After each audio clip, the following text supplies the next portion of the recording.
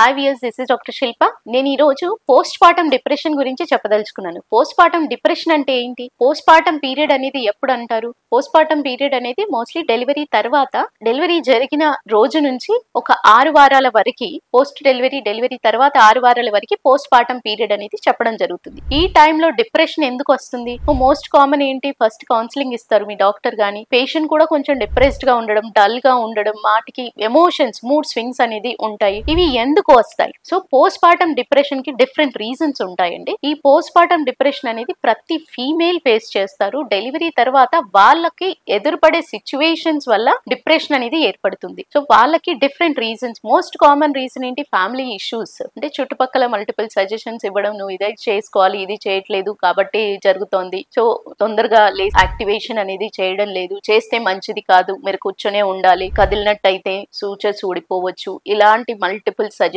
తో వాళ్ళకి ఒకే చోట కూర్చోబెట్టడం, ఈ పని చేయకూడదు, ఈ పని చెయ్యాలి అనే మల్టిపుల్ సజెషన్స్ వల్ల డిప్రెషన్ ఏర్పడవచ్చు. ఇంకోటి స్లీప్లెస్ నైట్స్ వల్ల కూడా డిప్రెషన్ అనేది ఏర్పడవచ్చు. అట్ ద సేమ్ టైం బిడ్డ ఆరోగ్య పరిస్థితి ఎలా ఉంది, బిడ్డ వెంటనే క్రై చేస్తుందా అంటే, బిడ్డని అర్థం చేసుకోవడానికి తల్లికి కొంచెం టైం పడుతుంది. ఏ టైం బిడ్డకి ఎంతవరకు ఫీడ్ ఇవ్వాలి, పొట్ట నిండుతోందా లేదా, ఈ మల్టిపుల్ వాళ్ళకి ఇష్యూస్ ఉంటాయి. సో దీంతో పాటుగా హార్మోనల్ చేంజెస్ అనేది ఎప్పుడైతే post delivery progesterone changes, milk hormone రావడము, ఇవన్నీ ఉండడం వల్ల తల్లిలో మెంటలీ స్టెబిలిటీ అనేది ఉండదు.